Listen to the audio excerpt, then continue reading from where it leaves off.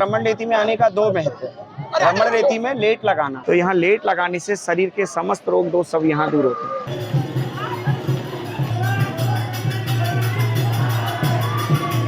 Welcome to my फूफा भतीजा new vlog. Bharat का एक ऐसा मंदिर जहां भगवान श्री कृष्ण और उनके दोस्त खेलने आते थे। मंदिर के बाहर यहां हिरण और नीलगाय है, देखने में बहुत ही अच्छा लगता है। मंदिर के गेट में आते ही पॉजिटिव एनर्जी मिलती है, एक अच्छी फीलिंग आती है। मंदिर के बाहर एक बड़ा ग्राउंड है जिसमें पेड़ पौधे लगे हैं और मंदिर के बाहर ही लाल पत्थर से हाथी बने हैं।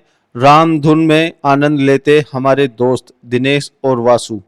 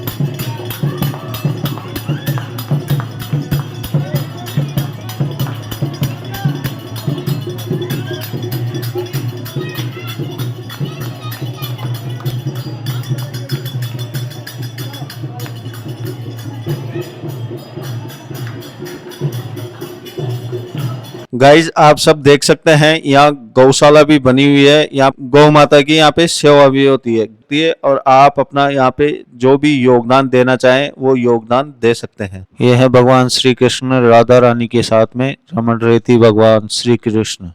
मंदिर के पीछे है, मंदिर के पीछे जहाँ भगवान श्री कृष्ण और उनके दोस्त मिट्टी में खेलते थे और लोटपोट होते थे, मिट्टी में रम जाना, इसलिए इस जगह को रमण रेती कहते हैं। रमण रेती गोकुल से लगभग 1 किलोमीटर की दूरी पर है। राधे राधे। राधे राधे। तो यहाँ का क्या इतिहास है, क्या मान्यताएं हैं, कितने वर्ष पुराना मंदिर है, ये हमारे दर्शकों को बताएं। ये स्थान पे आप लोग आए हैं, ये स्थान है रमण रेती।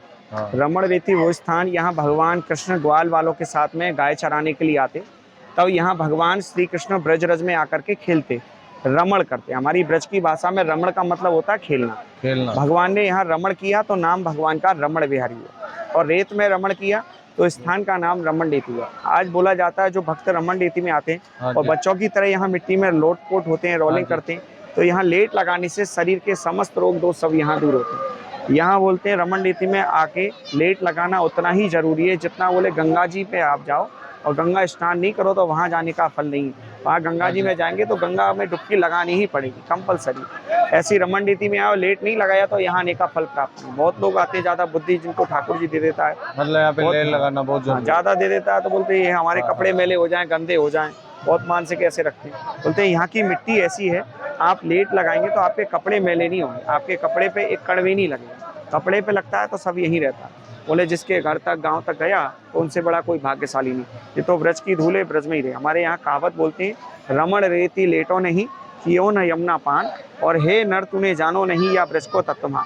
मथुरा वृंदावन दर्शन करो आप और रमण रेती में लेट नहीं लगाओ। यमुना के घाट पे जाके यमुना पान नहीं करो तो फिर आने का फल नहीं है। आते हैं लेट लगाते हैं, यमुना के घाट पे जाते हैं, यमुना का पान। बोले यहाँ जिस स्थान पे जाते हैं वहाँ का महत्तम करते हैं, तो यहाँ का महत्व लेट लगाना है। और यहाँ की मिट्टी ने जो दिखने में बहुत ही नॉर्मल है, बहुत ही साधारण है, इससे ब्रजरज ने मुक्ति का उद्धार किया। बोलते हैं मुक्ति कहे गोपाल से मेरी मुक्ति बता, और ब्रज की रज उड़ मस्तक लगे तो मुक्ति मुक्त हो जाए। मुक्ति बोलती है प्रभु संसार की मुक्ति करने वाली मैं हूँ, संसार में मेरा कौन है जो मेरा मुक्ति करे।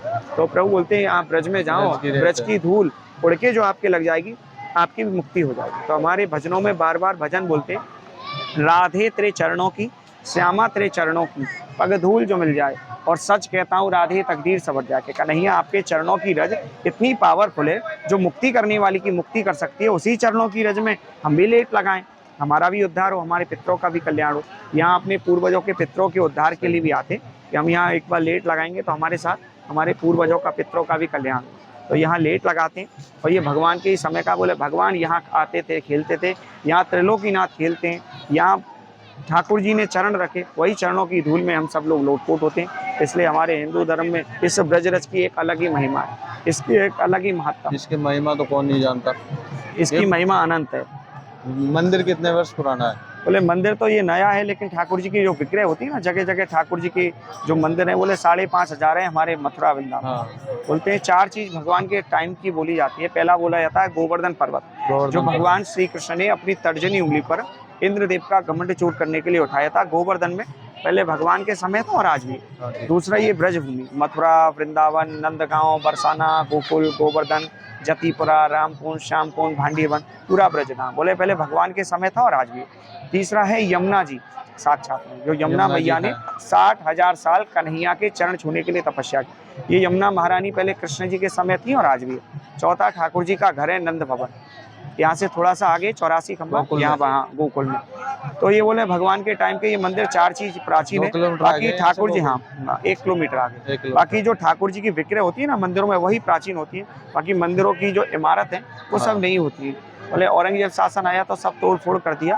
भगवान के घर के कुछ अंश ही मौजूद हैं, बाकी उनका टारगेट था कि हमारी सनातन 84 खंबे कृष्ण भगवान के टाइम के। हाँ 84 खंबे भगवान के समय का, वो भगवान का घर बोला जाता है। यहाँ से 1-1.25 किलोमीटर आगे वहाँ नंद बाबा के घर में 84 खंबे लगे पत्थर के। हाँ। 84 खंबे में बोलते हैं 80 खंबा देवताओं के कारीगर विश्वकर्मा जी ने लगा, और 4 खंबे ब्रह्मा जी ने ब्रह्मलोक से लाके लगा। 80 और 4 84 होते हैं। लेकिन वहाँ की महिमा यही है कि कभी गिनती में आते नहीं, कभी कम होते हैं, कभी ज्यादा, कभी घट जाते हैं, कभी बढ़ जाते हैं। गिनती में कभी 84 नहीं आते।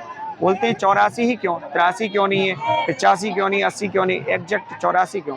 बोलते हैं हमारा जो मनुष्य का जन्म होता है 84 लाख बार होता है, और मृत्यु भी 84 लाख बार ही होनी है। बोले 84 लाख योनियों बाद में मनुष्य जन्म। बोले 84 लाख योनियों के बंधन से मुक्ति के लिए हमको ये मानव देह मिलती है, ताकि हम परमात्मा की प्राप्ति करें और ये 84 लाख योनियों के बंधन से मुक्ति प्राप्त करें। बोले यहाँ गोकुल में आते हैं, ठाकुर जी का झूला झुलाते हैं, नंद भवन में अटका भोग लगाते हैं, और नंद भवन में 84 खंबे के दर्शन करते हैं, तो उनको 4 धाम ब्रज 84 कोस यात्रा करने का फल प्राप्त होता है। बार बार जन्म, बार बार मरण नहीं होता है। 84 लाख योनियों के बंधन से मुक्ति प्राप्त होती है 84 खंबे के दर्शन करने से। ये पूरा गोकुल में आता है, और गोकुल जड़ बोला जाता है 4 धाम का। हाँ जी। बोलते हैं जो प्राणी 4 धाम भी जाते हैं, हाँ। वो यहाँ ब्रज में आते हैं। जैसे कोई माता वैष्णो देवी के दर्शन करता है तो बोलते हैं वहाँ भैरवनाथ के दर्शन करने ही पड़ते, कंपलसरी नहीं किए तो वहाँ जाने का कोई लाभ नहीं, कोई फल नहीं, कोई तीर्थ का वहाँ जाना, कोई जाना ना जाने एक समान। ऐसे बोलते हैं जो 4 धाम यात्रा जाते हैं वो यहाँ ब्रजमंडल में आते हैं। लेकिन बोले हर कोई तो नहीं जा सकता, किसी के पास धन की कमी होती है जो नहीं जा सकता है, किसी के पास समय की कमी होती है जो नहीं जा सकता है, किसी के पास अच्छे स्वास्थ्य की कमी होती है जो नहीं जा सकता, किसी के पास सब कुछ है, बोले कन्हैया की कृपा नहीं हो पाती, जो नहीं जा सकते। बोले जो कहीं नहीं जा सके सिर्फ गोकुल में आते हैं, 4 धाम यात्रा करने का फल प्राप्त होता है। एक पेड़ गोकुल लगा जिसकी डाल गई जगन्नाथ, और फूल तो फूले द्वार का, फल लागे बद्रीनाथ। भगवान ने अपने माता पिता का आशीर्वाद प्राप्त किया और 3 धाम बसाया। 4था धाम है राम का धाम, रामेश्वरम धाम। तो बोलते हैं यहाँ गोकुल में आने से भी 4 धाम यात्रा करने जैसा बड़ा फल उनको प्राप्त होता है। गोकुल में आने से 4 धाम का फल मिल जाता है। बिल्कुल बिल्कुल, ये सब विश्वास करने से ही होगा।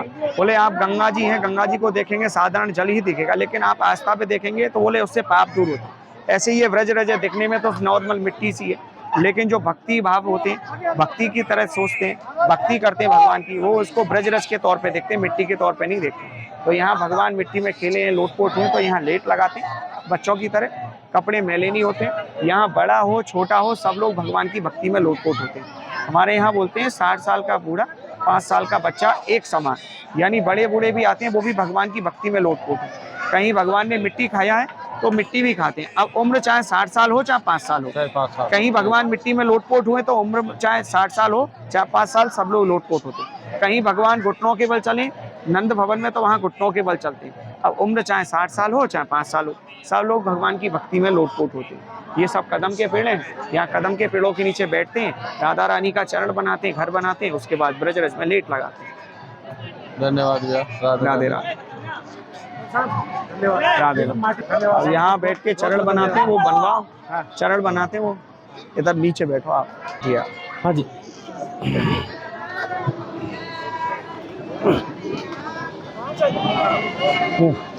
रमण रेती में आने का 2 महत्व है। रमण रेती में लेट लगाना, यहाँ रमण रीति में लेट लगाने से पहले राधा रानी का चरण बनाते हैं, घर बनाते हैं। राधा रानी का चरण घर कैसे बनाते हैं वो मैं आपको बताता हूँ। आप अपने आगे ऐसे प्लेन करिए और ये अनामिका उंगली है, रिंग फिंगर बोलते हैं। घर में कोई भी शुभ काम करते हैं तो इसी उंगली का यूज होता है। इससे एक स्क्वायर करिए, चौक, और नीचे ऐसे 2 लाइन करिए, गेट निकालिए, एंट्रेंस, रास्ता, हरि का द्वार। अब ये 4 कोने, 1 2 3 4, भगवान श्री कृष्ण 4 भुजाधारी थे ना, चतुर्भुज बना। कोने पे गोला करिए, मुझसे बोलो शंख, दूसरे पे चक्र, तीसरे पे गदा, चौथे पे पद्म। ये कृष्ण का चतुर्भुज बना। कृष्ण भगवान 4 भुजाधारी थे, चतुर्भुज बना। ऐसा हाथ करो, दोनों को मिलाओ और ऐसा रखो, हल्का सा दबाओ। राधे राधे राधे राधे राधे राधे राधे राधे। देखो कृष्ण जी का चरण बन गया। चरण बना, चरणों में उंगली नहीं बनी, 5-5 उंगली बनाइए। 1 2 3 4 5, 1 2 3 4 5, ये चरण बना। बोलते हैं ये 2 चरण है, एक होता है राधा रानी का, एक होता है भगवान श्री कृष्ण।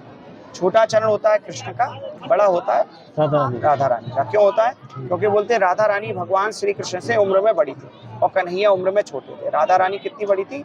11 महीने 15 दिन। राधा रानी 11 महीने 15 दिन राधा रानी ठाकुर जी से बड़ी थी और भगवान श्री कृष्ण छोटे थे।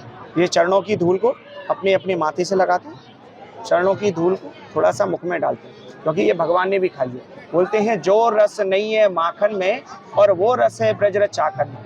इसी को खा के मैया यशोदा को मुख में ब्रह्मांड दिखाया ठाकुर जी, थोड़ा सा कंठ से लगे, और इनको गुप्त करते ताकि किसी का पाँव नहीं लगे।